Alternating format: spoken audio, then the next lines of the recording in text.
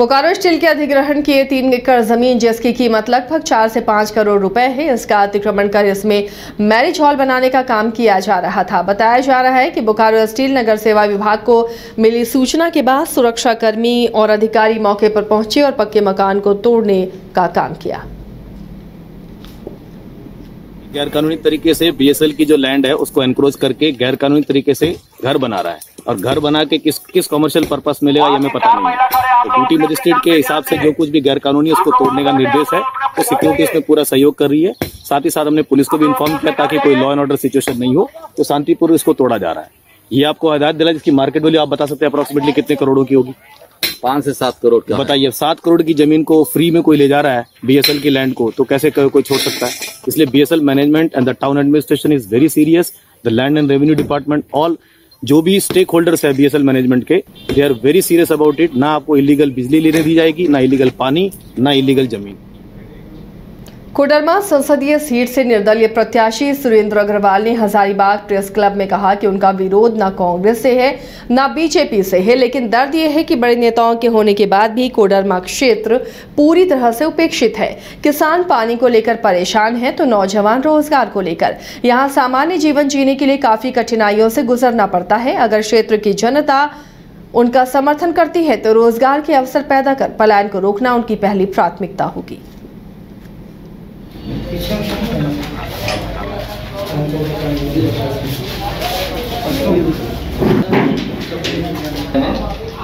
मेरा आधुनिक समय में बदलता हर दौर में राजनीतिक भी कि आप महागठबंधन और बीजेपी की सरकार को देखें, केंद्र के मुद्दा को ना देखते हुए धर्म और जाति की राजनीति नहीं, एक विकास की राजनीति के लिए हमने एक ठोस कदम उठाए हैं। और जो है कि तमाम शिक्षित वर्ग है, अनपढ़ लोग हैं, जो भी है माताएं एवं बहनें, सबको अब इस लोकसभा 2024 की लोकसभा महापर्व में आप लोग बढ़ चढ़ के योगदान दें। क्षेत्र में नेता नहीं, एक चतरा जिले के पीपरवार थाना पुलिस ने प्रतिबंधित टीएसपीसी उग्रवादियों को बड़ा झटका दिया है। 4 नक्सली समर्थकों को पुलिस ने गिरफ्तार किया है। गिरफ्तार नक्सलियों के पास से 2 अमेरिकन मेड पिस्टल, 2 मैगजीन और 7.65 mm का 100 चक्र जिंदा गोली, रंगदारियों लेगी मांगने में इस्तेमाल विभिन्न कंपनियों के 2 मोबाइल फोन और नक्सली पर्चा सहित कई सामानों को जब्त किया गया। गिरफ्तार सभी उग्रवादी समर्थक टंडवा और पीपरवार थाना क्षेत्र के रहने वाले हैं। बहुत दिनों से ये शिकायतें आ रही थी और चल रही थी। इसी के आलोक में अभी कुछ दिन पहले पिपरवार थाना क्षेत्र में ही एक स्कूल और एक हॉस्पिटल जो बनाया जा रहा था, उसमें कुछ एक रात में फायरिंग की एक घटना हुई थी। उस आलोक में हमारे द्वारा एक पिपरवार ये टंडवा एसडीपीओ के निर्देश टंडवा एसडीपीओ के नेतृत्व में एक एसआईटी टीम का गठन किया गया था, और सारे कांड जो हैं लगभग उनके अनुसंधान और छापामारी के लिए उनको ये दायित्व सौंपा गया था। उसी के आलोक में एसआईटी के द्वारा काम करते हुए जिसमें 4 लड़कों की गिरफ्तारी हुई है, जो टीएसपीसी के आप सदस्य कह सकते हैं, सपोर्टर कह सकते हैं, या उनके द्वारा बताए हुए कामों को ये अंजाम देते थे। इसमें 4 लड़कों की गिरफ्तारी हुई है, जिसमें मसी तिग्गा, बीफा उरांव, विकास उरांव और किरण नगरवाल हैं। ये पिपरवार और टंडवा थाना क्षेत्र के रहने वाले हैं। इनके पास से हमें 2 पिस्टल, 2 मैगजीन और 7.65 mm का 100 चक्र गोली, मतलब 100 गोली बरामद हुआ है। 2 मोबाइल मिले हैं। टीएसपीसी का उग्रवादी संगठन का एक पर्चा भी हमें बरामद हुआ है। इन्होंने अपनी घटना जहाँ जहाँ की है उसको इन्होंने अपना स्वीकार भी किया है। पूर्व में पिपरवार में जो कांड हुए थे उसमें भी इनकी संलिप्तता रही थी, और इनसे पूछताछ के क्रम में ये भी बातें सामने आई है कि खलारी, मैकलुस्कीगंज, बुड़मू, रातू रोड और उधर के भी जो खनन व्यवसायी हैं या जो रहे हैं व्यापार करने वाले, उनसे भी इनके द्वारा लगता है रंगदारी की मांग की गई है या मांगी गई होगी। उस पर हम लोग आगे अभी अनुसंधान कर रहे हैं। जैसा जो जांच में आएगा वो फिर सामने। रामनवमी के मौके पर धनबाद जिले में अखाड़ा निकाला जाता है। अखाड़ा दल पारंपरिक शस्त्रों के साथ प्रदर्शन भी करते हैं। ऐसे में सुरक्षा के मद्देनजर धनबाद पुलिस ने भी मुकम्मल तैयारी की है। पुलिस लाइन में रामनवमी पर्व के मद्देनजर धनबाद पुलिस ने मॉक ड्रिल किया, दंगारोधी उपकरणों की जांच, आंसू गैस की गोलियों और वाटर कैनन का भी अभ्यास किया। डीएसपी मुख्यालय शंकर कामती ने कहा कि वरीय पुलिस अधीक्षक के निर्देश के बाद ये मॉक ड्रिल किया गया है। रामनवमी को लेकर पुलिस पूरी तरह से तैयार है। किसी भी परिस्थिति से निपटने के लिए जवानों को मॉक ड्रिल कराकर प्रशिक्षण दिया गया।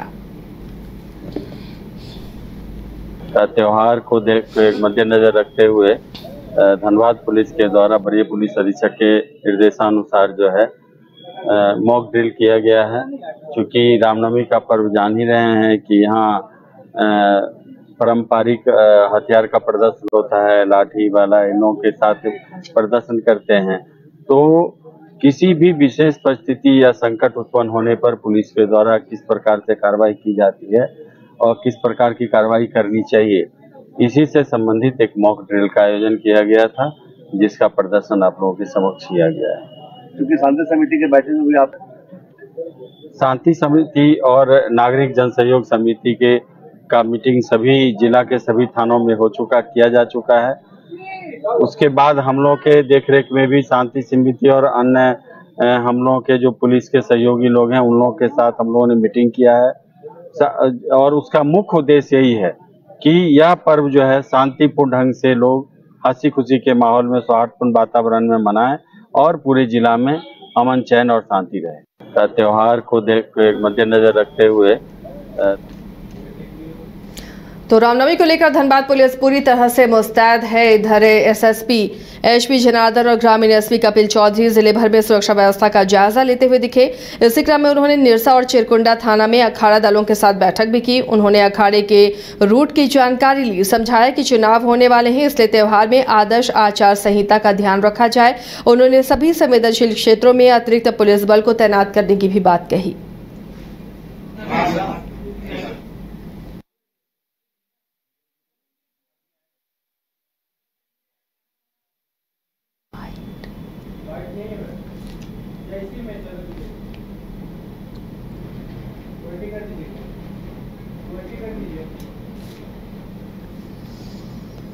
तो रामनवमी हर्षोल्लास के साथ गुजरे और आचार संहिता का भी उल्लंघन ना हो, इसे देखते हुए लगातार बात की जा रही है। शांति समिति की बैठकें भी हो रही हैं। निरसा और चिरकुंडा थाना में अखाड़ा दलों के साथ बैठक की एसएसपी एचपी जनार्दन और ग्रामीण एसपी कपिल चौधरी ने, और अखाड़े के रूट क्या होंगे इसकी भी जानकारी उन्होंने ली है। मनाएंगे, एमसीसी को अपना मन में रख करके हमको मनाना है। और ख़ास करके रामनवमी के टाइम इस बार हमारा अयोध्या में प्राण प्रतिष्ठा भी हुआ है, उसी के चलते भी इस बार रामनवमी थोड़ा हम लोगों के लिए थोड़ा सेंसिटिव है। उसी के चलते हमारा तैयारी क्या है थाना प्रभारी को ब्रीफिंग करने के लिए, और हम लोगों को क्या क्या एक्सपेक्टेशन है अखाड़ा वाला से, कितना वॉलंटियर्स को इन लोगों को देना है, कहाँ का सीसीटीवी कैमरा का व्यवस्था करना है, कहाँ का लाइटिंग का व्यवस्था करना है। निकला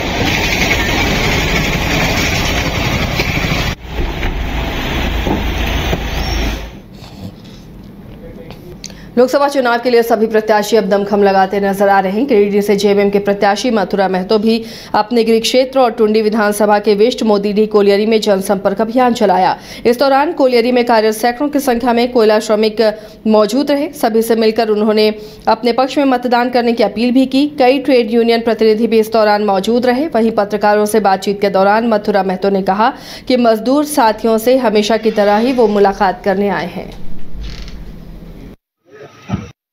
और फिर इस बार संयोग मिला है कि लोकसभा के प्रत्याशी बनाए गए हैं साझा, तो हम मजदूर के समक्ष आके अपनी बातों को रख रहे हैं और पूरा समर्थन मांग रहे हैं कि मजदूर हित में आप लोग हमको मत दें। और इसी के मिलना जुलना ये कार्यक्रम है। नामांकन के बाद फिर उससे नया सदस्य आया जाएगा, लेकिन अभी हम लोग सिर्फ जो है नॉर्मली मिलने के लिए आके ये बताना चाहें हम लोग। पूर्व जो सांसद है वो 5 साल में 5 बार भी दर्शन नहीं दिया है। ये तो पब्लिक बोलेगा, ये तो हम लोग नहीं बता पाएंगे, लेकिन पब्लिक इस चीज़ को अपना बोलेगा, दर्शन हुआ नहीं हुआ, किया नहीं किया इन पर। और फिर इस बार संयोग मिला है कि लोकसभा के प्रत्याशी बनाए गए हैं साझा, तो हम